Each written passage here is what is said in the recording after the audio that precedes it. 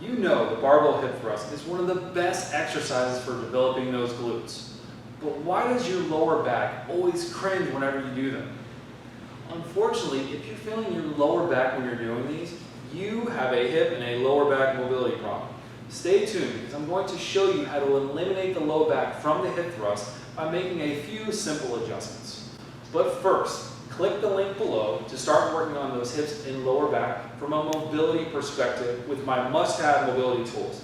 It includes an amazing hip exercise that I know will change the game for you. Now let's get cracking on today's coaching. Hey guys, Coach Matt Pippin here. Over the last 15 years, I've helped over 1,000 professional, collegiate, and everyday athletes move, feel, and perform at their highest level. And today, I'll show you a few adjustments you can make to your hip thrust without causing that low back pain. Now, before we get back to adding load to our hip thrust, let's fine-tune what our lower back and hips are supposed to be doing. Trust me, if you do these correctly, your glutes will be in fuego even without adding any load. So the first thing you guys want to do is find the bench or the box that you're going to plan on using. So first thing is I want to take my two thumbs. It sounds funny, but this is going to work. Take one thumb and put it in your belly button, and take the other thumb and put it on your sternum. Now right now, try to brace your abs a little bit, like somebody was going to come up to you and flick you in the stomach a little bit. Okay? You see this distance that I have here? This can't change during the hip thrust exercise. What typically happens is when people go to descend, watch this gap. You see that? My ribs flare and my pelvis extends. If you do that under load, no wonder your lower back is going to hurt because now you're making your low back do the job that your big old glutes are meant to do. So when we go to set up in the hip thrust, we're going to practice this with two legs and then we'll eventually get into one leg. But that way, if you guys have this, then when you guys go back to adding big load, your low back's going to know what to do, your abs are going to know what to do, and you're going to make it a much safer and more efficient exercise.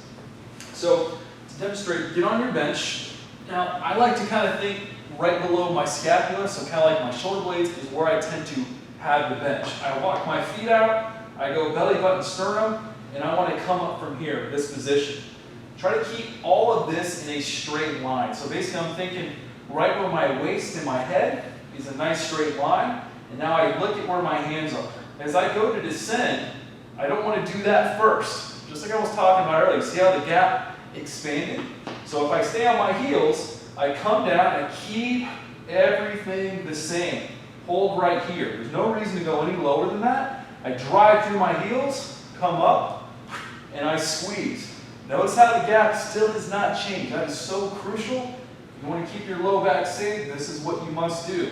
Come back up and squeeze. Now, once you kind of get the gist of it with the two legs, now we're going to go one leg. So I like to slide whatever leg I'm going to work a little bit closer to the midline. Take my same setup, come down, hold, nice and smooth, come up, squeeze that left butt cheek. Notice again, this is not changing. You can't let it change. Come back down. Pause, come back up slow, and go and get it. So just a quick recap. Take your time, be humble, take away the load for right now. Let's go hammer the basics. Remember, it's belly button and sternum with your two thumbs, and just constantly keep looking at this.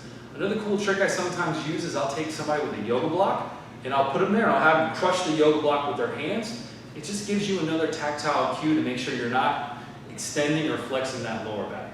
So give these a try, comment below to let me know how it went. We've got a ton of content coming out weekly for you guys to help you to be strong and be mobile. So if you don't want to miss it, be sure to subscribe and turn on any notifications. We'll see you guys next time.